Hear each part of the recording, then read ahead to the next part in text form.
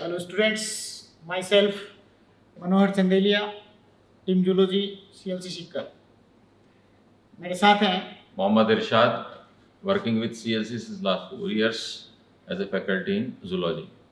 Students, आज अपन जो है एप्लीकेशन ऑफ जूलॉजी का जो लास्ट टॉपिक है एनिमल हस्बेंड्री, उससे रिलेटेड कुछ एक इम्पॉर्टेंट और अच्छे डिज़ाइन किए हुए क्वेश्चंस को डिस्कस करने की कोशिश करेंगे। मैं पूरी तरह से कॉन्फिडेंट कि आप लोग इस चीज़ का पूरा बेनिफिट उठाएं और क्वेश्चंस की प्रैक्टिस में ये बेशक आपकी काफ़ी हेल्प करेगा। ठीक है, तो आप देख रहे हो कि सारे एप्लीकेशन जूलॉजी को अलग अलग पार्ट में डिवाइड करते हुए जो है वो आपको सारा समझ में भी आ रहा है कि किससे किस तरह के क्वेश्चंस एग्जाम में पूछे जा सकते हैं। क्यों सर? तो ये जो चैप्टर है सर, इससे ऑन एन एवरेज एक क्वेश्चन आता है। हाँ, ये एनिमल हस्बेंड्री से कंटिन्यू जो है वो क्वेश्चन आ रहा है, एक क्वेश्चन जरूर आएगा। हाँ, तो इसमें एक तो एनिमल ब्रीडिंग वाला जो है वो बहुत इंपॉर्टेंट है इसके लिए, और एक फिशरीज वगैरह उनमें से हर बार कहीं से भी एक क्वेश्चन चैप्टर जूलॉजी वाले पार्ट में, हाँ, जूलॉजी वाले पार्ट का ही। वैसे चैप्टर तो ये 9th चैप्टर में दोनों आ रहे हैं, बॉटनी का पार्ट भी आ रहा है, प्लांट ब्रीडिंग भी आ रहा है, और ये इसमें से एक क्वेश्चन जूलॉजी वाले पार्ट में था। हाँ, तो अब स्टार्ट करते हैं हमने। तो फर्स्ट क्वेश्चन इसमें, which of the following is a fresh water fish? कौन सी एक स्वच्छ जलीय मछली है? पॉम्फ्रेट मैराइन फिश है, रोहू ये एक फ्रेश वाटर कार्प है, सार्डिन ये मैराइन फिश, साल्मन ये मैराइन फिश। पूछा क्या इसमें? फ्रेश वाटर फिश जो है वो इनमें से कौन सी है? तो करेक्ट ऑप्शन अपने पास कौन सा आ रहा है? सेकंड इसका करेक्ट ऑप्शन आ जाएगा। तो इसमें रोहू जो है वो इसकी करेक्ट ऑप्शन रहेगा।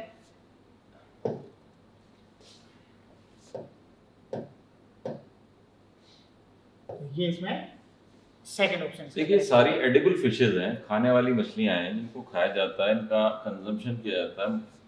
तो ये जो मछली है ये रिवर्स और पॉन्ड्स के अंदर काफ़ी अबंडेंटली मिलती है, इजीली अवेलेबल हो जाती है।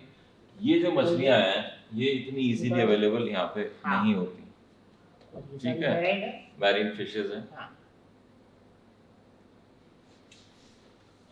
नेक्स्ट क्वेश्चन है आपके लिए, विच स्टेटमेंट इज करेक्ट? कौन सा कथन सत्य है?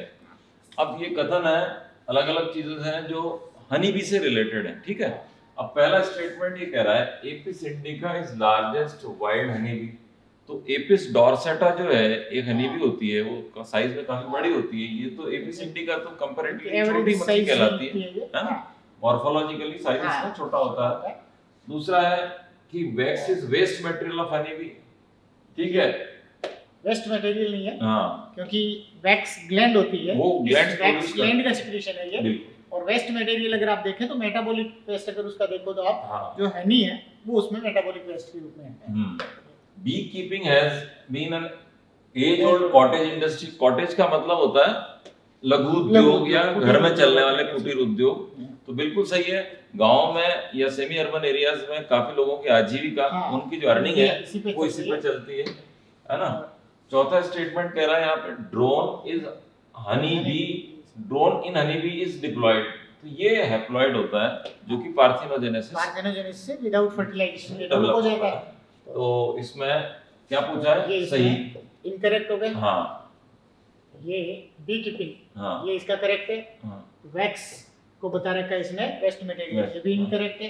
और पहला और भी ये करेक्ट है। पहला भी इनकरेक्ट है। एपिस इंडिका क्या है? मोस्ट कॉमन स्पीशीज है, छोटी होती है, ये बोल रहा है ये लार्जेस्ट नहीं है, लार्जेस्ट साइज इसका छोटा होता है। ये गलत स्टेटमेंट। ये third is the right statement. ठीक है,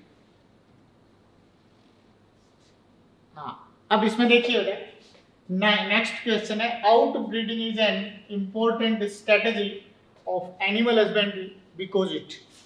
आउट ब्रीडिंग और इनब्रीडिंग ये आपने पढ़ रखे हैं कि आउट ब्रीडिंग मीन्स या तो दो डिफरेंट ब्रीड्स के बीच या डिफरेंट स्पीशीज, या अगर सेम ब्रीड और सेम स्पीशीज है तो क्या होनी चाहिए? वो 4 to 6 जनरेशन में जो है वो इनके कोई कॉमन एंसेस्ट्री नहीं हो, इस तरह की ब्रीडिंग है वो आउट ब्रीडिंग है। Out breeding is an important strategy of animal husbandry. क्यों है इंपॉर्टेंट स्ट्रेटेजी एनिमल हस्बेंड्री के लिए? एक्सपोजल harmful recessive genes that are eliminated by selection. ये क्या है? इनब्रीडिंग के लिए ये एक्सपोजेस हार्मफुल रिसेसिव जीन, इसको एलिमिनेट करने के लिए कौन सी होती है? इनब्रीडिंग होती है। Help in accumulation of superior gene, ये भी किसके थ्रू हो सकते हैं? इनब्रीडिंग। ये भी इनब्रीडिंग के थ्रू जो है वो सुपीरियर जीन्स है उनका एक्यूमुलेशन हो सकता है, ये भी इसके लिए इनकरेक्ट हो गया। It is useful in producing pure line of animals. ये हाँ प्योर लाइन को ये जो है प्रोड्यूस कर सकती है, तो इसके अकॉर्डिंग ये भी ये इनब्रीडिंग कर सकती है। तो इनब्रीडिंग जो है वो प्योर लाइन को प्रोड्यूस कर रही है, तो प्योर लाइन को प्रोड्यूस कर रही है, सेम टाइप के सुपीरियर जीन्स है उनको एक्यूमुलेट कर रही है, वो सारी इनब्रीडिंग की कैरेक्टर है। नेक्स्ट देखिए, useful in overcoming inbreeding depression. इनके कारण जो इनब्रीडिंग डिप्रेशन आ रहा है, जो प्रोडक्टिविटी कंटिन्यू इनब्रीडिंग के कारण जो प्रोडक्टिविटी डिक्रीज हो रही है, रिड्यूस हो रही है, उसको कम करने के लिए इस इनब्रीडिंग डिप्रेशन को, उसको तो क्या कहेंगे? Inbreeding depression. तो सर उस इनब्रीडिंग डिप्रेशन को कम करने के लिए जो है या उसको दूर करने के लिए ये जो है वो आउट क्रॉसिंग और आउटब्रीडिंग करवाई जा रही है। क्लियर? तो ये इसमें इसके लिए करेक्ट ऑप्शन हो जाएगा। तो इसमें आप देखें ये बाकी के तीन ये गलत है। क्यों है? क्योंकि ये तीनों किसके लिए आ रहे हैं? इनब्रीडिंग के लिए आ रहे हैं। जबकि ये क्या कर रहा है? इनब्रीडिंग से होने वाला जो इनब्रीडिंग डिप्रेशन है उसको दूर करने के लिए। क्लियर? तो ये इसके लिए फोर्थ ऑप्शन इसका करेक्ट ऑप्शन हो जाएगा। क्लियर? ठीक है, नेक्स्ट पे चलते हैं। Which of the following is not a purpose of inbreeding? Inbreeding देखिए आपको बेसिक चीज पता होनी चाहिए सर। इनब्रीडिंग क्यों कराते हैं? क्योंकि अपने को एक ही नस्ल की, अच्छी नस्ल की, सुपीरियर क्वालिटी के जो है वो कैरेक्टर्स कंटिन्यूअसली मिलते रहे, है ना। उसके अंदर क्या होता है, हार्मफुल जीन्स जो होते हैं ना वो धीरे धीरे हटते चले जाते हैं और बेनिफिशियल जीन जो अगली जनरेशन में आते चले जाते हैं और कैरेक्टर एक से बने रहते हैं। होमोजाइगोसिटी बनी रहती है उससे, हेटेरोजाइगोसिटी कम हो जाती है उससे। जेनेटिक्स से रिलेट कीजिए आप इस चीज को। इसमें आप देख रहे हो कि होमोजाइगोसिटी वगैरह डेवलप हो जाती है, ये तो इसके लिए पॉजिटिव पॉइंट है। लेकिन इसका एक नेगेटिव इंपैक्ट जो होता है वो क्या है? Not a purpose. अब ये पूछ रहा है क्वेश्चन, क्या पूछ रहा है? Which of the following is not a inbreeding का पर्पस क्या नहीं हो सकता? जैसे पहला ऑप्शन है टू डेवलप प्योर लाइन, तो प्योर लाइन मिल जाएंगी इससे, प्योर लाइन तो मिल जाएगी इससे, तो ये तो हो सकता है। To expose harmful recessive gene, harmful recessive gene भी धीरे धीरे साइड में चले जाते हैं क्योंकि इनब्रीडिंग होगी तो एक ही एक जीन आगे चलेंगे, अच्छे अच्छे अच्छे अच्छे अच्छे तो सारे अच्छे हो जाएंगे, है ना। तो ये भी नहीं होगा। टू ऑब्टेन इनब्रीडिंग डिप्रेशन, तो इनब्रीडिंग डिप्रेशन अपन ऑब्टेन थोड़ी करेंगे। हां, इनब्रीडिंग डिप्रेशन को दूर करने के लिए, दूर करना ना। हां, अभी अपने डिस्कस किया था इनब्रीडिंग डिप्रेशन को दूर करने के लिए उसको ऑब्टेन नहीं करेंगे, है ना। तो है to obtain superior males and female, तो सुपीरियर मेल और फीमेल तो मिल जाएंगे, लेकिन अपने को इनब्रीडिंग डिप्रेशन वो नहीं ऑब्टेन करना। तो यहाँ पर ये क्या है? Not a purpose. ये पर्पस नहीं है कि इनब्रीडिंग डिप्रेशन ऑब्टेन करें। इनब्रीडिंग डिप्रेशन तो एक नेगेटिव पॉइंट हो गया। सही कहा सर ने। तो ये किसके लिए नहीं करवाई जा रही है? इस इनब्रीडिंग डिप्रेशन को ऑब्टेन करने के लिए नहीं करवाई जा रही है। मींस ये भी फोर्थ भी इनकरेक्ट हो गया, तो सही जो है इसका करेक्ट ऑप्शन थर्ड हो जाएगा। क्लियर? ठीक है। तो ये आप समझ रहे हो कि जैसे उसमें दे रखे हैं एनसीईआरटी बेस्ड सारे क्वेश्चन जो आते हैं वो एकदम इजीली क्वेश्चन आते हैं, तो उसमें आप अगर ढंग से आपका पढ़ा हुआ चैप्टर है कर सकते आप इजीली कर सकते हो। उसमें कोई ज्यादा दिमाग लगाने की ज्यादा जरूरत नहीं इसमें नहीं होती। Which of the following is the method of outbreeding used to overcome inbreeding depression? अब इसमें ये अगेन वही एनसीईआरटी से लिए हुए सारे ये देखिए, ये एक आप समझ सकते हो इसमें तरीका जो है वो अलग अलग इसमें आपको रिप्रेजेंट किया जा रहा है कि इसी चीज को, एक ही चीज को कैसे कैसे घुमाकर जो है पूछा जा सकता है, क्वेश्चन में पूछा जा सकता है। तो उसके अकॉर्डिंग आप देखो इस पे ऐसे भी क्वेश्चन बने। अब इसमें जैसे साफ साफ पूछा है कि कौन से मेथड को अपन जो है यूज कर सकते हैं इनब्रीडिंग डिप्रेशन को दूर, निम्न में से कौन सी वही प्रजनन की विधि अंतःप्रजनन अवसाद के प्रभाव को समाप्त के लिए? तो नेचुरल जब अपन इसको यूं समझो, आप एक ही एक स्पीशीज, एक ही ब्रीड को अपन कंटिन्यूअसली ब्रीड कराएंगे तो इनब्रीडिंग डिप्रेशन होगा। इनब्रीडिंग डिप्रेशन को दूर करने के लिए अपने को एक ऐसे ऑर्गेनिज्म, एक ऐसे एनिमल से क्रॉस कराना पड़ेगा, चाहे वो गाय हो, चाहे भैंस हो, चाहे वो भेड़ हो, चाहे वो घोड़ा हो, वो 4, 5 या 6 जनरेशन से, 4 से 6 जनरेशन से जिनका कोई रिलेशनशिप नहीं है, जिनका कोई रिलेशनशिप नहीं है, उनके साथ में इनको ब्रीड कराया जाएगा, तो वो कहलाएगा आउट क्रॉसिंग। क्यों सर? वो क्या कहलाएगा? आउट क्रॉसिंग कहलाता है। तो इनब्रीडिंग डिप्रेशन को दूर करने के लिए सर अपन आउट क्रॉसिंग का इस्तेमाल करते हैं वेटरनरी। इसमें वैसे Size क्या सर था? ने बता दिया ये। आप थोड़ा सा इसमें एक चीज आप ध्यान रख लें, सारे क्वेश्चन उसी के अकॉर्डिंग हो रहे हैं, तो ब्रीडिंग का टाइप जो है वो आपको ध्यान होना चाहिए। हाँ, एक चार्ट बना के इन ब्रीडिंग होता है, एक इन ब्रीडिंग है, और दूसरा जो है वो इसमें एक आउट ब्रीडिंग होता है। अब आउट ब्रीडिंग के फिर ये 3 टाइप्स टाइप्स होते हैं। अलग अलग होते हैं, जिसमें आउट क्रॉसिंग के सर हम्म। इसके डिफरेंट टाइप्स जो होते हैं वो आउट क्रॉसिंग है, out crossing, cross breeding, cross breeding वैसे थ्योरी में आप सारी चीजें पढ़ चुके हैं, क्रॉस ब्रीडिंग, और एक होता है interspecific hybridisation. Hybridisation, interspecific hybridisation, clear. तो उसके अकॉर्डिंग जो है वो इसमें आउट ब्रीडिंग का कौन सा टाइप जो है वो इसके लिए यूज करेंगे जो ब्रीडिंग डिप्रेशन को रिड्यूस कर सके, उसको उसके प्रभाव को दूर कर सके, तो है। उसके लिए out crossing, clear. Which of the following hormone is used to induce super ovulation in MOT? अब MOT का आपको ध्यान होना चाहिए कि MOT क्या है, multiple ovulation and embryo transfer technique. तो ये multiple ovulation and embryo transfer technique इसमें किस लिए करवाई जा रही है, प्रोडक्शन को इंक्रीज करने के लिए, प्रोडक्शन इंप्रूव करने के लिए इसमें ये MOT टेक्निक यूज की जाती है। Which of the following hormone is used to induce super ovulation in MOT? तो MOT में सुपर ओव्यूलेशन मल्टीपल ओवा का एक ही स्ट्रेस साइकिल में मैच्योर होना, तो सर तो मल्टीपल ओवा का मैच्योर होना ही जो है वो एक इसमें साथ जब अपने मल्टीपल को ओव्यूलेशन है। एग रिलीज करवाना है तो हाँ। FSH यूज कर तो- लीजिए, तो FSH फॉलिकल स्टिमुलेटिंग हार्मोन है, तो ग्राफ्टिंग फॉलिकल डेवलप करवा देगा, तो एक साथ कई एग जो रिलीज एक हो जाते हैं। नेचुरली एफएसएच जो सिक्रीट हो रहा है वो हाँ। तो स्ट्रेस साइकिल में एक ओवा को मैच्योर करता है, ये अपने पढ़ रखा है, रिप्रोडक्टिव सिस्टम में पढ़ रखा है, ह्यूमन रिप्रोडक्शन में या दूसरे भी एनिमल्स में अगर आप देखें तो स्ट्रेस साइकिल में एक ओवा मैच्योर होता है, और अगर उसको FSH आर्टिफिशियली जो है वो एफएसएच इंट्रोड्यूस करवाते हैं वो बेसिकली FSH के डेरिवेटिव्स यूज होते हैं जो FSH की तरह काम कर देते हैं, हाँ। आप यूं समझ सकते हैं, और वो FSH क्या करेगा, एक से ज्यादा एग रिलीज करवा देगा। Yes. तो ये इसके लिए कौन सा हार्मोन हो जाएगा, करेक्ट हो जाएगा इसका एफएसएच, क्लियर। इसमें आगे आपको दिमाग लगाने की जरूरत ही नहीं है, वैसे आपको ध्यान होगा इसमें क्या होता है सर, मैं बताऊं आपको, ऐसे सब्सटेंस फिशेस को खिलाए जाते हैं, डाइट में खिलाए जाते हैं, खाने की तरह दिए जाते हैं, जो FSH का प्रोडक्शन बढ़ा देते हैं, वो भी होता है इसके अंदर। ठीक। Most common species for beekeeping और एपीकल्चर इन इंडिया इज, अब इसमें इंडिया में सबसे बहुत आसान है स्पीशीज एपिस इंडिका, इसलिए ये तो सारी बाहर की हैं। एपिस फॉर डॉर्सेटा को तो अपन रियर ही नहीं करा सकते, एग्रेसिव हनी भी होती है ना। मेलिफेरा में काफी अच्छा हनी मिलता है, लेकिन यहाँ पर ये रियर नहीं होती, इंडियन क्लाइमेटिक कंडीशन में सूट नहीं करती है ना। ऐसा कैसा फ्लोरिया के साथ है कि इंडियन क्लाइमेटिक कंडीशन में बहुत ज्यादा ये सक्सेसफुल नहीं है, तो इंडियन क्लाइमेटिक कंडीशन के अकॉर्डिंगली जो सबसे ज्यादा सुटेबल, जिससे सबसे ज्यादा प्रोडक्टिविटी मिल सके, अपने को हनी भी, तो अपने को चाहिए होता हनी, शहद चाहिए, तो एपिस इंडिका का यूज किया जाता है, ठीक है। एनसीईआरटी में है ये, है ना। हाँ, रियर का नाना आसान होता है इसको।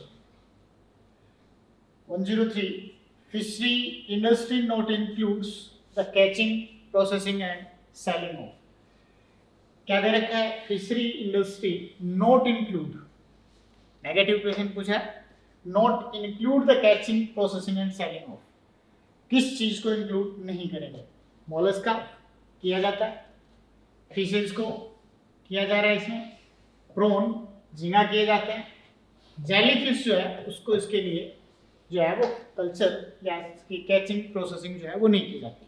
तो सर फिशरी जो मेन है वो डिपेंड किस लिए, मीट प्रोडक्शन को इंक्रीज करने के लिए। तो सर तो मीट प्रोडक्शन को या जो फूड रिसोर्सेज है उनको इंक्रीज करने के लिए जेलीफिशेस इसके लिए कोई ज्यादा जेलीफिश important नहीं, मैं आपको सिलेंटेड से मैं एक पॉइंट बता देता हूँ इसमें जो सबको रिलेट कर देगा। देखिए, इनका जो रियर कराने का जो पर्पस होता है वो होता है मेनली एडिबल, खाने के लिए होता है ना। तो फिशेस कौन सी वाली, जिनको खाया जा सकता है उनको रियर कराया जाता है, मोलस्क जिनको खाया जाता है उनको रियर कराया जाता है, प्रॉन्स को जिनको खाया जाता है उनको रियर खाया। Jellyfishes are not edible, jellyfishes को अपन खा नहीं सकते क्योंकि तो टॉक्सिक होती हैं, वीनम होता है इनके अंदर, इसलिए ये खाने में काम नहीं आती। और दूसरा बात, ये मैरीन होती है, ये फ्रेश वाटर में होती ही नहीं। और ये सारे काम किसमें होता है सर? फ्रेश वाटर में होता है। तो ये मैरीन एनवायरनमेंट में रहती है, ना इनको खाया जा सकता, किसी काम की नहीं होती, बल्कि टॉक्सिक होती है, हार्मफुल होती है, इसलिए बड़ा आसान है इसको सेलेक्ट करना। आप देखते हो क्रेब वगैरह होते हैं, ये भी एडिबल में काम में लिए जा सकते हैं, लेकिन जेली फिश जो है वो इसमें नहीं है। Clear? Consider about following fishes, निम्न मछलियों के संबंध में विचार कीजिए। Hilsa, sardines, katla, rohu, exocoetus and pomfrets. How many of these are marine fishes? तो मैरीन आपको अब इसमें देखिए, इसमें दो तीन चीजें हैं। मैं एक तो क्वेश्चन जैसा हमने आपको दिखाया वो आ सकता है, दूसरा आपको इसी में डिजाइन करके बता सकता है कि मैरीन एडिबल कौन सी में। सारी मैरीन एडिबल नहीं होती। अगर इस क्वेश्चन को आप डिजाइन करना चाहो तो इसको दूसरी तरह से डिजाइन भी किया जाता है, मैरीन एडिबल। अब जैसे एक्सोसीटस है, इसको खाया नहीं जाता लेकिन ये मैरीन फिश है ना। पॉम्फ्रेट को खाया जाता है, ये मैरीन फिश है, ये भी मैरीन फिश है, ये फ्रेश वाटर है, ये तो लर्न करना पड़ेगा आपको। इसमें सार्डिन मैरीन होती हैं, है ना, ये हिल्सा ये मैरीन होती है। तो 1 2 3 4 कटला और रोहू ये फ्रेश वाटर फिशेस है। तो 4 हो गई इसमें। ये थोड़ा सा आप एक ध्यान और रखें कि जैसे टैक्सोनॉमी के अंदर भी आपके ये इस टाइप से अलग अलग दे रखी हैं कि मैरीन फिशेस कौन सी हैं और फ्रेश वाटर फिशेस कौन सी होती हैं। क्लियर? तो ये सारी जो है वो इसमें इसके अकॉर्डिंग मैरीन फिशेस में थर्ड ऑप्शन हो जाएगा। 4 जो है वो इसकी मैरीन फिशेस है। Cross breeding can be perform between the members of. Cross breeding किन मेंबर्स के बीच की जा सकती है? तो ये अभी आपको बताया था, cross breeding is a type of outbreeding. Outbreeding का टाइप है जिसमें दो डिफरेंट ब्रीड्स के इंडिविजुअल्स जो होते हैं उनके बीच मैटिंग होती है। क्लियर? तो क्रॉस ब्रीडिंग में जो डिफरेंट ब्रीड्स के इंडिविजुअल उनके बीच मैटिंग हो रही है, तो बहिसंकरण किन सदस्यों के बीच संपन्न करवाया जा सकता है? Same breed but having no common ancestry. ये तो क्या आएगा? हैविंग नो कॉमन एंसेस्ट्री वाली कौन सी हो गई? ये आउटक्रॉसिंग होगी। डिफरेंट ब्रीड्स के बीच करवाई जा रहा है, तो ये डिफरेंट ब्रीड्स के बीच करवाया जा रहा है, इसका मतलब ये क्रॉस ब्रीडिंग है। क्लियर? उसके बाद डिफरेंट स्पीशीज, ये इंटर स्पेसिफिक हाइब्रिडाइजेशन है, ये भी नहीं हो रहा। ये आउटक्रॉसिंग के लिए, ये किसके लिए हो रही है? डिफरेंट स्पीशीज का करवाया जा रहा है, तो इंटर स्पेसिफिक हाइब्रिडाइजेशन है। Same breed having common ancestry within 4 to 6 generation, ये किसको बता रहा है? आउटक्रॉसिंग। ये हैविंग कॉमन एंसेस्ट्री, ये इनब्रीडिंग को बता रहा है। इनब्रीडिंग। तो ये इनके अंदर आप देख सकते हैं, इनमें करेक्ट आंसर जो है वो क्या है? इसके according performed between the members of different breeds. तो डिफरेंट ब्रीड्स के मेंबर के बीच करवाई जा रही है। Hisardale is a new breed of sheep developed in Punjab by crossing Bikaneri ewes and merino rams. है ना? Which was the process for this breeding program? तो ये तो सीधा सीधा है, ये तो क्रॉस ब्रीडिंग करा दी। क्रॉस ब्रीडिंग करा दी तो डिफरेंट ब्रीड्स है ना। एक तो है ये बीकानेरी यूज, एक ब्रीड तो ये हो गई, और एक ये हो गई मेरिनो रैम। अलग अलग ब्रीड्स को क्रॉस कराया। एक ये ब्रीड है, ये ब्रीड है, दोनों के बीच क्रॉस करवा के जो है एक न्यू ब्रीड तैयार कर ली। तो ये प्रोसेस क्या कहलाएगा बेटा? ये कहलाएगा क्रॉस ब्रीडिंग, है ना। बाकी तो सारे गलत ही हैं। हां, तो ये करेक्ट आंसर आ गया इसका 1। Which of the primary product of Apis indica? Apis indica इसका primary product Honey, wax, nectar, resin. तो प्राइमरी प्रोडक्ट जो है वो इसका कौन सा होता है? वैक्स इसका प्राइमरी प्रोडक्ट होता है, और हनी जो है वो सेकेंडरी प्रोडक्ट है इसका। मेन जो है वो एपिस इंडिका है, या दूसरी इनमें जो है वो प्राइमरी प्रोडक्ट जो होता है वो वैक्स ही होता है। क्लियर? हनी जो है वो दूसरा सब्स्टिट्यूट है वो इससे प्रोड्यूस होता है। नेक्स्ट क्वेश्चन पे आता है, सेलेक्ट द इनकरेक्ट स्टेटमेंट। गलत कथन का चयन कीजिए। Animal husbandry is a vital skill for farmers and is much science as it is art. art. More than 70% of the world livestock population is in India and China. ठीक बात है, ये तो सब ठीक है, ये भी ठीक कह रहा है। एनसीईआरटी के पॉइंट्स हैं सारे। एनसीईआरटी से contribution of product in India and China to the world is only 50%, 50 से भी कम है तो 25% ही है। 25% अपन क्या पूछ रहे हैं, इनकरेक्ट पूछ रहे पूछा है हैं, इसमें। ये पकड़ में आ गया आपको, ये इनकरेक्ट बात हो गई, 50% ना होके 25% ही प्रोडक्शन दे पा रहा 25% ही है है। पूरे होल वर्ल्ड का। There is productivity per unit very low, ये भी सही है। ये भी सही है। प्रोडक्टिविटी पर यूनिट जो है वो प्रोडक्टिविटी कमी है, इसीलिए आप देख रहे हो कि दोनों इंडिया और चाइना में जो है वो टोटल लाइव स्टॉक वर्ल्ड का जो 70% है, उसके बाद भी प्रोडक्शन कितना दे पा रहा है, प्रोडक्शन तो वो 25% ही दे रहा है। Exactly. इसका मतलब जो पर यूनिट है वो उसकी प्रोडक्टिविटी रेट कम कम है। इसलिए क्या ये होना चाहिए? अपने को गलत पूछा है ना, हाँ। तो गलत हो गए। अगर यहाँ पे Incorrect हो 25 गया। लिखा होता तो सही था। सही था। है ना? इसमें अब क्या है, इसके लिए नई टेक्निक्स जो है उसकी जरूरत है जिससे वो क्या के प्रोडक्शन को इंक्रीज कर सके। क्लियर?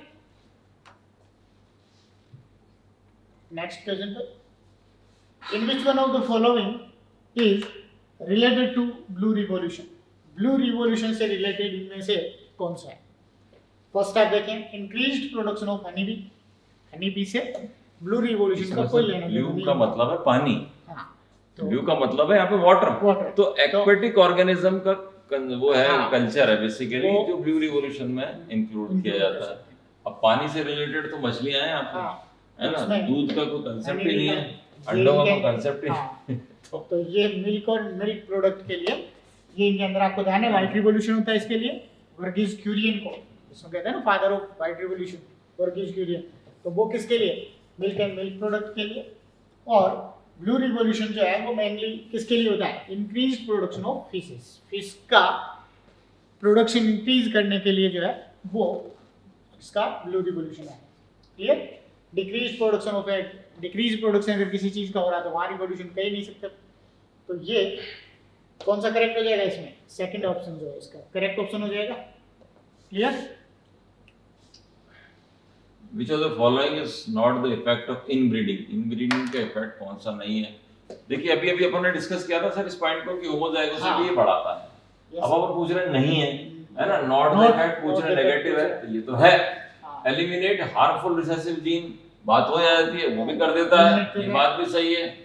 थर्ड है may cause inbreeding depression if continuous for several generation, ये ये भी बात सही भी है। ठीक है। कंटिन्यूअसली अपन ब्रीड कराते रहेंगे हाँ। तो वो over a period of time productivity Productivity को decrease decreases, कर रहा है। that will cause decreased productivity and economically it may harm the farmers. Fourth is does not increase productivity तो increase करता है and accumulation of superior genes ये इसका काम नहीं है। नहीं है। Does not increase productivity. Productivity तो बढ़ाता है ना ये। हाँ, लेकिन आगे क्या दे रखा है? And accumulation of superior gene. तो सुपीरियर जीन के एक्यूमुलेशन को नहीं कर रहा है, तो ये चीज इसमें गलत आ गई। तो इसमें नॉट द इफेक्ट ऑफ हाँ। इनब्रीडिंग, ये हो जाएगा ये फोर्थ हो जाएगा इसका ऑप्शन। क्लियर? नेक्स्ट क्वेश्चन पे चलते हैं। इसमें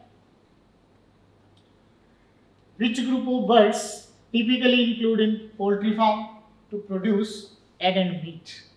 तो एग और मीट के प्रोडक्शन को इंक्रीज करने के लिए पोल्ट्री में कौन से बर्ड्स को इंक्लूड किया जाता है? Foul, pigeon and parrot. Parrot का कोई रोल नहीं। हाँ, इसमें फाउल होता है केवल, और ये पिजन पैरट नहीं होते। सेकंड है फाउल, टर्की एंड गीज। ये एडिबल है। एडिबल है, इनको मीट वगैरह के प्रोडक्शन के Eggs and इंक्रीज meat। करने के लिए, एग के लिए इनको पाला जाता है। क्लियर? तो ये फाउल, टर्की एंड गीज, पैरट और क्रो को ये नहीं होगा। नहीं कराएंगे, टर्की, पिजन को geese, नहीं कराएंगे। पिजन को नहीं करवाते, इनमें ये दोनों ही करवाते। तो ये इसमें करेक्ट ऑप्शन इसके अकॉर्डिंग सेकंड चला जाएगा। इकोनॉमिक यूज के लिए हाँ। जिन बर्ड्स को रियर कराया जाता है पोल्ट्री बर्ड्स कहलाती हैं। इनका यूज दो पर्पस के लिए होता है, नंबर 1 एग्स, नंबर 2 मीट। तो उसके अकॉर्डिंग दोनों पर्पस से जो है वो इनमें कौन सी इंक्लूड की जा रही है? Fowl, turkey and geese. Clear? Geese भी एक तरह की बतख है, हाँ, डक्स होती हैं एक तरह की। हाँ। Which of the following statement is correct? निम्न में से कौन सा कथन Correct सही है? बताना आपको। Most common species reared for production of honey in India is Apis florea. फ्लोरिया नहीं, अभी अभी डिस्कस किया था सर। Apis indica एपिस है। इंडिका होती है, तो ये स्टेटमेंट लिए- सही नहीं है। एपिस इंडिका आना चाहिए था इसके लिए। एपिस इंडिका आता तो ये स्टेटमेंट करेक्ट हो जाता। Clear? थर्ड है, सेकंड है, in aquaculture aquatic animals like prawn, crabs and aquatic plants are cultured. Aquaculture के अंदर ये सारे काम होते हैं, हाँ, है ना। एक्वेटिक एनिमल्स और एक्वेटिक बर्ड्स, एक्वेटिक एनिमल्स और एक्वेटिक प्लांट्स प्लांट्स को कल्चर दोनों को एक साथ कल्चर करवाया जा रहा है, तो वहाँ क्या होता है, एक्वाकल्चर होता है। ठीक है, ये स्टेटमेंट सही है। Sardines, clarias and beta are marine carps. ये गलत है, ये गलत है, क्लेरियस नहीं होती इसमें- इसके अंदर। हाँ, इसमें सार्डिन होती है केवल, बीटा है, ये भी आपको ध्यान है, एक्वेरियम फिशेस होती हैं ये। Fresh water fish. हाँ, तो bee keeping can not be practised in one's courtyard and veranda. तो घर में किया जा सकता है ना। तो ये कह रहा है कैन नॉट बी प्रैक्टिस, ये तो घर में किया जा सकता है। अगर आपके पास एक बड़ा वरामदा हो, हाँ। बड़ा कोर्टयार्ड हो पीछे ये correct मकान में, ये काम किया जाता है। ये इनकरेक्ट हो गया। तो सेकंड जो है वो इसमें करेक्ट हो गया। Aquaculture aquatic animals like prawn, crab and aquatic plants are culture. Clear? इसमें एक चीज आप ध्यान रखें, इसमें एक होती है फिशरीज, एक होता है इनमें एक्वाकल्चर और एक पीसी कल्चर होता है। क्यों सर? अब ये तीनों टर्म आप इसको ध्यान रख लें थोड़ा सा।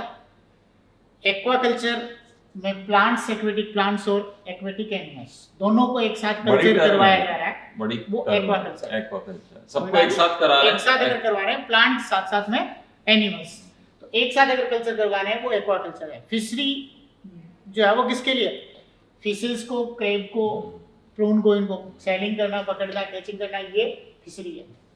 एक पीसी कल्चर टर्म होता है। पीसी कल्चर सिर्फ फिशेस के पर्टिकुलर लिए। फिश के लिए होता है, जहां फिश को पॉन्ड बना बना के जो है वो एक तरीके से कॉमर्शियल वे में जो है वो उनको पाला सिर्फ जा रहा है, fishes के तैयार लिए। किया जा रहा है, वो फिशेस के लिए एक्सक्लूसिवली फॉर फिशेस, वो पीसी कल्चर। पीसी कल्चर है। तो इन टर्मिनोलॉजी में थोड़ा सा आप इसको ध्यान रखें, तीनों अलग अलग टर्मिनोलॉजी है, अलग अलग जगह यूज हो रही है। Clear? Okay, next question.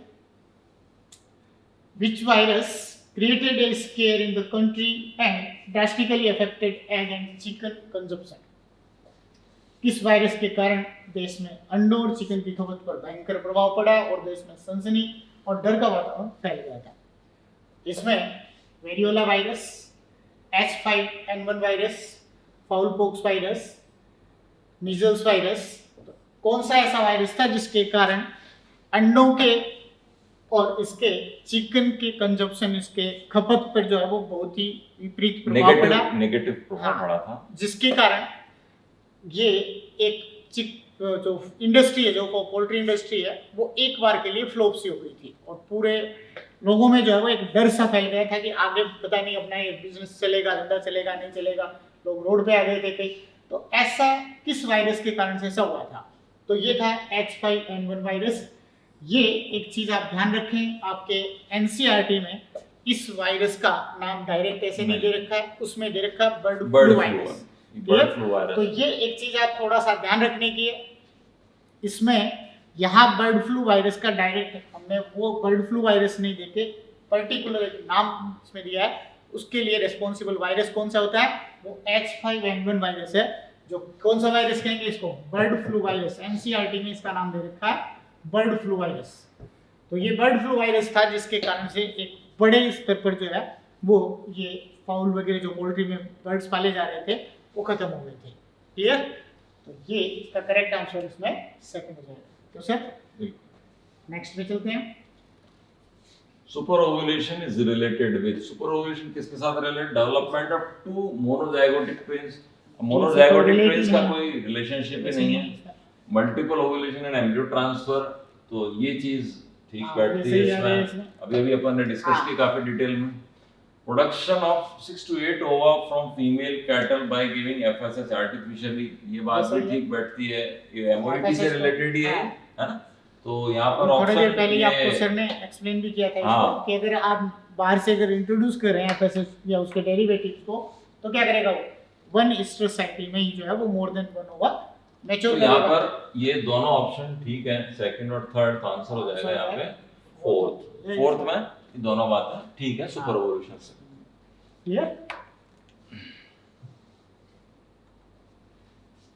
B sting इन सम पर्सन में कोज, कुछ लोगों में मधुमक्खी का डंक कर सकता है, माइल्ड फीवर ओनली। मक्खी काटने से क्या हो जाएगा ये पूछ रहे हैं। Failure of major organs like liver, anaphylactic shock, hypoactivity of immune system. Hypoactivity तो हो ही नहीं सकती, एक बात इसमें हाइपर ध्यान नहीं रखना होता। है, हाइपर होती है, ये एक एलर्जिक कंडीशन हो गई। तो सर तो ये एक एलर्जिक कंडीशन है। तो इस एलर्जिक कंडीशन में क्या होता है, एक एलर्जी का क्रिटिकल सिम्टम अगर हम देखें तो एक एनाफाइलेक्टिक शॉक हो जाता है। एनाफाइलेक्टिक severe- शॉक तो है ना सर, मैं severe- बताऊं आपको, किसी भी ड्रग के रिएक्शन से हो हाँ। सकता है, सांप तो- काटने से हो सकता है ना, तो एक आदमी एक्सीडेंट में चला गया हाँ। है, नॉर्मली तो उसमें- ये शॉक है, बेसिकली शॉक है।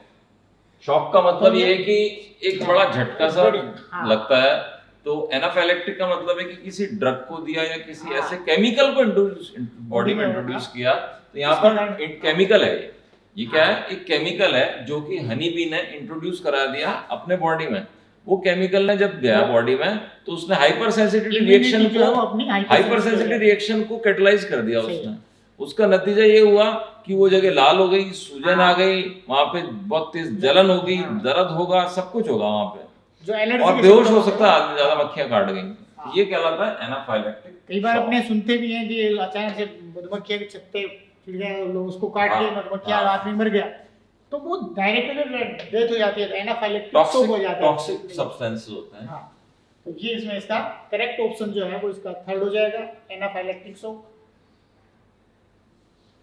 Next question, mule is form by, mule कहते हैं उन खच्चर को जो कि पहाड़ी जगह पे वजन ढोने के काम में आता है। तो ये देखिए थ्योरी बेस्ड क्वेश्चन है। तो ये डेवलप होता है स्टेलियन, जो हॉर्स एंड फीमेल डंकी, दूसरा cross between mare female horse and jack male donkey, ये ठीक लगता है शायद। Cross between male donkey and hinny, ये भी गलत है। थ्योरी बेस्ड क्वेश्चन है, अगर आपको आता है आप कर देंगे इसमें, है ना, ये सीधा एनसीईआरटी से लिए हुए सवाल है। Cross between stallion male horse and hinny, ये सारे गलत है। इसमें सीधा आंसर है कि female horse and male donkey के बीच में क्रॉस कराने से अपने को म्यूल मिल जाता है, जो कि स्टेराइल होता है। स्टेराइल होता है सर। तो ये किसका एग्जांपल है, ये इंटर स्पेसिफिक हाइब्रिडाइजेशन का एग्जांपल। आउट ब्रीडिंग के जो तीन भाई पार्ट बनाए थे आपको, इंसान ने अपने फायदे के लिए ये काम हाँ। किया है। तो उस हिसाब से इसके अंदर दोनों के कैरेक्टर जो है वो एक नई तरह की जो स्पीशीज आ रही है उसमें दोनों के कैरेक्टर आ रहे हैं। क्लियर? तो इंटर स्पेसिफिक हाइब्रिडाइजेशन है ये। तो ये इसका करेक्ट आंसर सेकंड हो गया। इसके बाद नेक्स्ट क्वेश्चन पे आते हैं। Honey bees are pollinator of many of our crop species such as, honey bee हमारी कुछ जो है वो क्रॉप स्पीशीज के लिए, फसली पौधों के लिए जो है वो पोलिनेटर परागकारी होती हैं। Sunflower, Brassica, both first and second, wheat. तो सनफ्लावर और ब्रेसिका दोनों के लिए करवाई जा रही है, तो थर्ड आंसर इसका करेक्ट हो जाएगा। जाने ना इसमें आपने बी कीपिंग वाले भाई में बी कीपिंग में आप बेसिकली ध्यान रखिए, जहाँ पे हाँ, फ्लावरिंग है ना वहीं रखें। ज्यादा तो होती है। गेहूं में तो फ्लावरिंग होती नहीं है ना इस तरह से कि हनी भी उसकी तो तरफ अट्रैक्ट हो। attract हो। तो यहाँ पर फ्लावरिंग हो रही है सूरजमुखी में, हाँ। सूर्यमुखी में, है ना, ब्रेसिका से सनफ्लावर होती है। And Brassica. तो इनके इनके अंदर अंदर जो अच्छी फूल फ्लावरिंग होते हैं, होती है येलो कलर की, तो उसका- हनी भी जो होती हैं वो इनके अट्रैक्ट होती इनके हैं। ऊपर आके बैठती है और अट्रैक्ट होके आएगी, तो ऐसे वैसे वो पॉलिनेशन पॉलिनेशन भी हो जाएगा और वो खुद को इसके लिए फीडिंग भी हाँ। मिल जाएगी उसको। तो दोनों को एक दूसरे से बेनिफिट मिल रहा है। इसको फ्लावर्स के लिए क्या हो गई, पॉलिनेटर हो गई, और फ्लावर से इसको खुद को क्या मिल रहा है, फीड मिल रहा है। तो ये इसमें थर्ड ऑप्शन देखिए हनी बी से रिलेटेड एक पॉइंट और याद आया, मैं बता देता हूँ आपको। हाँ। आता हनी बी जो होती है ये पॉल्यूशन इंडिकेटर है। क्या है? Pollution indicator. हनी बी वहीं रहेगी जहाँ पे पॉल्यूशन नहीं होगा या कम होगा। आपने देखा होगा शहरों में भी अगर हनी बी छत्ता बनाती है तो बहुत ज्यादा हाइट पे जाके बनाती है ना, या फिर डेंस जो फॉरेस्ट होते हैं उनके अंदर, या ऐसी जगह पे जहाँ पे पॉल्यूशन ना के बराबर है। अगर वर्ल्ड के अंदर आज साइंटिस्ट रिसर्च करके बता रहे हैं कि नंबर ऑफ हनी बीज और number of honey B species वो डिक्लाइन कर रहा है, इसका मतलब ये है कि एनवायरनमेंट कहीं ना कहीं गड़बड़ है। तो ये एनवायरमेंटल साइंस के साथ रिलेशनशिप है हनी बीज का। ठीक है, ये इकोलॉजी से रिलेटेड पॉइंट है जो मुझे याद आया तो मैंने आपको एक्सप्लेन कर दिया। कॉड लिवर ऑयल, ये कॉड एक फिश है, मैरीन फिश होती है। इसके लिवर, इसके अंदर रिच जो फैट सॉल्युबल विटामिन होते हैं, खासतौर से विटामिन डी होता है, विटामिन ए होता है इसके अंदर। तो ये दोनों तो इसके अंदर होते हैं। तो जिन लोगों में इसकी कमी होती है तो डॉक्टर्स उसको एडवाइस करते हैं कॉड लिवर ऑयल को कंज्यूम करने। ये मार्केट में मिलता है, मेडिकल स्टोर्स में अवेलेबल होता है कॉड लिवर ऑयल, कॉस्टली आता है काफी। तो ये वैसे आप सोचेंगे कि इसमें ये कहीं है नहीं, इस चैप्टर में इंक्लूड नहीं है, पर एक चीज आप ध्यान रखें कि जैसे फिशरीज तो आप पढ़ रहे हैं से related तो है। फिश से रिलेटेड है और आपके न्यूट्रिशन से उसमें जो है वो यूजफुल है, उसके हिसाब से करेक्ट आंसर आ जाए। Points which are important for successful beekeeping. एक सक्सेसफुल बी कीपिंग के लिए कौन से पॉइंट इंपॉर्टेंट है? एनसीईआरटी में आपके ये सारे पॉइंट्स दे भी रखे हैं, तो उसके अकॉर्डिंग आप देखें। फर्स्ट है knowledge of habit of bee. पता होनी चाहिए, बिना पता होते उसको आप उसको knowledge का real पता होना कैसे चाहिए, रियल कैसे कराओगे real अगर पता ही करोगे। नहीं होगा तो। अचानक आप कब वन उसको मस्ट निकाल नो देगा, तो ये द सब habit of the animal which is been हाँ, रियर्ड। चाहे उसका गाय पता पाल होना रहे हैं तो गाय की हैबिट पता Habit होनी का पता चाहिए, होनी भैंस चाहिए, पाल रहे तभी हैं तो आप भैंस की किसी- हैबिट पता होनी चाहिए, Yes. Something like this. एकदम सही। Management of bee hive in different season. अलग अलग सीजन में उसका मैनेजमेंट कैसे किया जाए, बारिश के दिनों में उसको कैसे मैनेज करें, सर्दियों में उसको कैसे मैनेज करें, गर्मियों में कैसे मैनेज करें, ये सारा नॉलेज जो है वो जो भी इसको बी कीपिंग बी हाइव कर रहा है इंफॉर्मेशन जितनी उसको- होगी ना हाँ, वो फायदे की उसको पता होगी। होना चाहिए, समझ गए? जिससे ये अपने ऊपर भी production लागू होती increase है कर बात सके। कि इंफॉर्मेशन हाँ। जितनी ज्यादा होगी उतनी फायदे की होती है। इंफॉर्मेशन वही- नहीं होती तो आदमी गलतियां करता है, हाँ। हर फील्ड में लागू होती अगर है आप बात। हाँ, अगर आप कॉमर्शियल वे में अगर उसको कर रहे हो, बी कीपिंग आप कॉमर्शियल वे में कर रहे हो कि आपको प्रोडक्शन ज्यादा चाहिए और आप उसको एक इंडस्ट्री लेवल पे करना चाहें, तो आपको ये सारी चीजों का नॉलेज होना चाहिए। Collection of honey B and B wax, उससे हनी का जो है वो हनी और बी वैक्स जो है उसका कलेक्शन कब किया जाए होता है। पर्टिकुलर जो है वो एक टाइम ड्यूरेशन होता है, उसी टाइम आप छत्ते में से शहद को निकाल सकते हैं। मक्खियों को जो है वो मक्खियां बाहर हो उस टाइम आप छत्ते से इनको निकाल सकते हैं। ये भी पता होना चाहिए कि कौन सा टाइम या कौन सा सीजन इसके लिए एक प्रॉपर टाइम है। Catching and hiving of swarm, मधुमक्खी के समूह को पकड़ना और छत्ते में रखना, ये पता होना चाहिए। अगर सारा नॉलेज अगर होगा तो ही एक प्रॉपर कॉमर्शियल वे में जो है वो आप बी कीपिंग कर सकते हैं। एक क्वेश्चन अच्छा production दे सकते क्वेश्चन है हैं। ना, ये एक हाँ। तरह की समरी है। हाँ, तो ये आपको सारी बातें ठीक हैं। सारी सही है इसमें।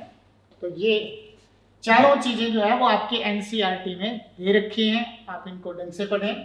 तो ये चारों ही इसके लिए इम्पोर्टेंट है कि ये जो है वो सक्सेसफुल बी कीपिंग के लिए जरूरी चीजें। Clear? Next, Which of the following is best definition of breed? Breed की सही परिभाषा क्या है? Mating animals of same size, size का तो Size ऐसा कुछ नहीं है आता। नहीं। Second है group of animals similar in general appearance, features, size, configuration. ये बात थोड़ी सी ठीक लग रही है। हाँ, Animals with nearly equal size and same color, तो size और color का तो यहाँ पे कोई concept नहीं है। Geographically isolated animals, भौगोलिक रूप से पृथक जंतु जिनके पूर्वज समान थे, तो एक ऐसा सेम कुछ- ब्रीड्स हाँ। के लिए अगर हम देखें तो ब्रीड्स के लिए करेक्ट क्या होना चाहिए? जो है General एक से appearance अपीयरेंस same है, होना चाहिए। फीचर्स है, साइज है, Size और कॉन्फ़िगरेशन से मतलब है कंप्यूटर नहीं है जैसे कॉन्फ़िगरेशन है। कॉन्फ़िगरेशन मतलब है उसका जेनेटिक मेकअप।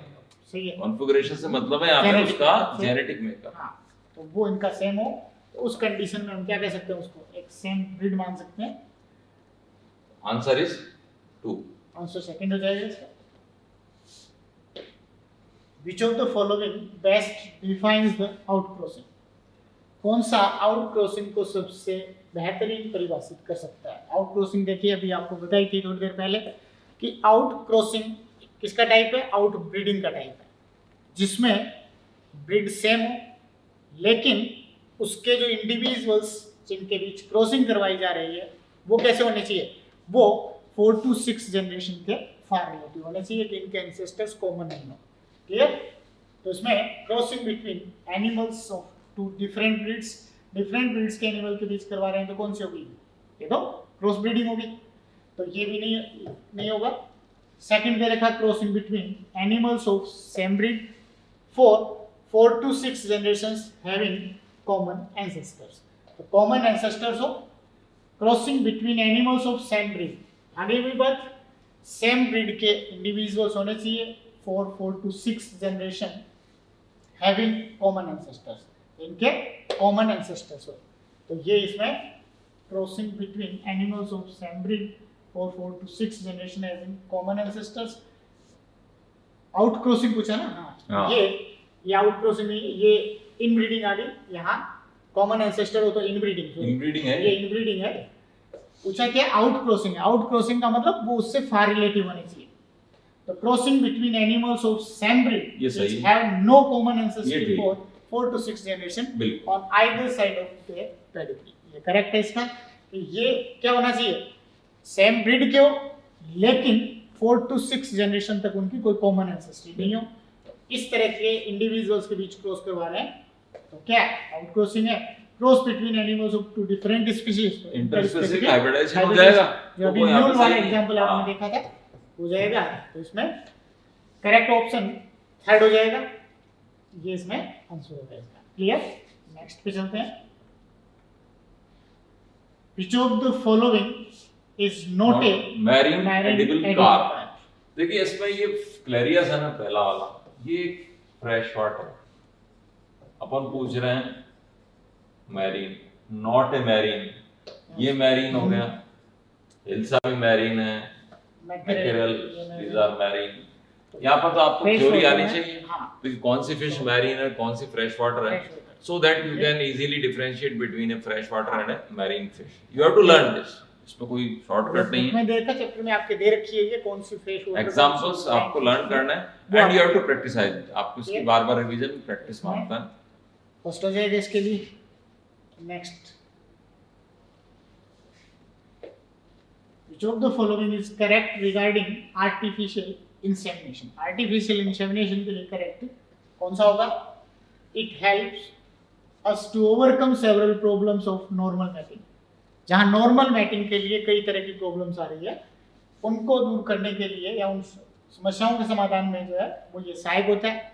क्योंकि कई बार क्या होता है कि जो है वो सुपीरियर कैरेक्टर वाले मेल फीमेल के बीच क्रॉसिंग हम नहीं करवा सकते, दोनों मेल फीमेल को एक जगह कलेक्ट नहीं किया जा सकता है। तो सर नेचुरली अगर ये पॉसिबल नहीं हो पा रहा है तो हम आर्टिफिशियल इंसेमिनेशन के थ्रू जो है वो उस मेल के या बुल के सीमन को कलेक्ट कर सकते हैं वहां से, और वहां से दूसरी जगह ट्रांसपोर्ट करके वहां पे भी यूज कर सकते हैं, दूसरी जगह ले यूज सकते कर हैं। सकते हैं, दूसरी जगह भी ले जा सकते हैं और वहां ले जाके हम फीमेल को जो है वो उससे फर्टिलाइज कर सकते हैं। तो ये फर्स्ट इसके लिए करेक्ट है। सेकंड, सीमन इज आर्टिफिशियली बिल्कुल। कलेक्टेड फ्रॉम Artificially collect किया जाता है। Exotic breed. भाई कहीं कोई मान लो पंजाब में है, कोई पंजाब में बढ़िया नस्ल के कोई बेल है, हम चाहेंगे वो कैरेक्टर अपने राजस्थान में आने चाहिए, क्या करोगे इसके लिए? अब वहां से वो पंजाब वाले को या तो ट्रांसपोर्ट करके लेके आओ बुल को, या फिर उसका क्या सीमन करो? ट्रांसपोर्ट कर या लो। सीमन ट्रांसपोर्ट कर लो, वहीं से जो है उसको कलेक्ट कर लो, आर्टिफिशियली कलेक्ट करके उस सीमन को ले आओ, कोई ज्यादा इसमें बड़ी समस्या नहीं रहती। तो ये भी इसके लिए करेक्ट हो सकता है। सीमन कलेक्टेड में भी इमीडिएटली यूज्ड, उसी टाइम उसको यूज कर सकते हैं, या बाद में use कर frozen and used it cryo preservation होता है। Cryo क्रायो preservation प्रिजर्वेशन में लो टेम्परेचर पे उसको फ्रीज वाला लिक्विड -196 हां डिग्री सेल्सियस टेम्परेचर तो पर उसको आगे भी यूज कर सकते हैं अपन, हाँ। है ना? ये भी इसके लिए ये भी बात ठीक correct है। तो उसको हम कभी भी यूज किया कर अब सकते ये हैं। नेगेटिव बात आ गई, देखो Fourth फ्रोजन में- semen can not B be transported. transported। ठंडे तापमान पर संचित वीर्य को किसी अन्य स्थान पर नहीं नहीं ले ले जाए, जाया ये गलत हो गया। ले जाया जा ले सकता जाया है। जा सकता है। ये मेन इसका तो सबसे अपन- बड़ा जो हाँ। प्रॉफिट ही है, बेनिफिट ही है कि इसको आप क्रायो प्रिजर्व करके कहीं भी ले जाके और उसको इंसेमिनेट कर सकते हैं। तो अब सर, इसमें सेलेक्ट करना है वन स्टेटमेंट इज करेक्ट, नहीं वन तो नहीं, तीन सही है, एक गलत है। हाँ। Three statement, three statements are is correct. Three statement are correct. हाँ, तो थर्ड ऑप्शन इसका करेक्ट ऑप्शन हो जाएगा। क्लियर, समझ में आ रहा होगा? Which of the following is not true for multiple ovulation and embryo transfer? निम्न में से कौन सा MOET के लिए सत्य नहीं है? सुपर ओवुलेशन पहला ऑप्शन है, is due to administration of estradiol and FSH। ये तो पहले ही मुझे गलत हाँ। लग रहा है, क्योंकि पहले यहाँ पर अपन ने क्या तीन होना बार चाहिए? डिस्कस कर लिया, हाँ। अभी FSH use डिस्कस होना किया चाहिए कि इसके FSH या उसके डेरिवेटिव्स का यूज हाँ। होता है तो ओवुलेशन के लिए, ताकि एक से ज्यादा एग एक बार में ओवरी से रिलीज हो जाए और हाँ। उनको अपन कलेक्ट कर सकें फ्यूचर यूज के लिए। सही। तो ये बात जो है सही नहीं है। दूसरा है, पढ़ लेता हूं मैं आपके बेनिफिट के लिए क्योंकि आंसर तो अपने को यही मिल गया। It involve production of 6 to 8 eggs instead of 1 egg, ये बात सही है। Super ovulated female is inseminated artificially और मेटेड विद एलीट बुल, ये बात भी Correct ठीक है। है। या दोनों तो तरीके उसको से कर सकते हैं, आर्टिफिशियली, आर्टिफिशियल इंसेमिनेट कर दो, हाँ। या फिर उसमें डायरेक्ट उनकी नेचुरल मेटिंग करवा दो। फिर बात आती है फर्टिलाइज 8 to 32 सेल स्टेज और एम्ब्रियो ट्रांसप्लांटेड इन सरोगेट मदर। तो नेचुरल है, उसको किसी दूसरी जो है हाँ। काऊ या बफेलो या हॉर्स में ट्रांसफर कर सकते हैं और उसको वापस से फ्री कर लेते हैं हाँ, अपन, उसको तभी वापस से अपन productivity जो पाएगा। एफएसएस का डेरिवेटिव हाँ। देते हैं और उससे फिर से ओवुलेट करवा लेते हैं, तो उसका काम ही ओवुलेशन करवाते रहते हैं उससे। अगर वो ओव्यूलेट हो गई, पहली बार ओव्यूलेट हो गई और उसको मैटिंग होने के बाद उसमें उसी के अंदर वो एम्ब्रियो डेवलप हो रहा है, तब तक आगे वो नया वो प्रोड्यूस नहीं कर पाएगी, इसलिए क्या करते हैं सरोगेट मेथड में उसको ट्रांसफर कर देते हैं। तो ये भी इसके लिए करेक्ट है। तो क्या पूछा है इसमें? नॉट ट्रू, नॉट ट्रू पूछा है, तो इसके अकॉर्डिंग करेक्ट ऑप्शन अपने पास क्या आ रहा है? फर्स्ट ऑप्शन इसका करेक्ट ऑप्शन आ रहा है, ये इसमें सही आंसर। तो ये आप देख रहे हैं कि यहाँ एनिमल हस्बेंड्री से रिलेटेड अपने कुछ क्वेश्चंस जो है वो डिस्कस किए हैं। उम्मीद है आपको समझ में भी आ रहा होगा, थोड़ा सा इंटरेस्ट ले रहे हैं और उसके हिसाब से जो है वो धीरे धीरे डिस्कशन से आप आपस में भी डिस्कस करते हुए जो है वो इन चीज़ों को थोड़ा सा दिमाग में फीड रखें ताकि इन चीज़ों को भूलें नहीं, क्योंकि थ्योरेटिकल चीज़ें होती हैं उनमें कई ये बार चीजें आपके पास में परमानेंटली अवेलेबल हाँ। यूट्यूब पे एक बार इसको अगर आप प्रेस कर दिया तो ये आप बाद में भी देख सकते हैं, रिवाइज भी कर सकते हैं, और दोबारा भी देख सकते हैं, हाँ। कंफ्यूजन हो तो ऑनलाइन हाँ, कांटेक्ट भी कर contact सकते कर हैं सकते और हैं। ये सारी बातें हैं, Okay. तो इसका आप माइलेज लीजिए, हाँ। ये हमारी आपसे एडवाइस है। Thank you Okay. Very much, all the best for the NEET exam. All the best, thank you. ठीक है।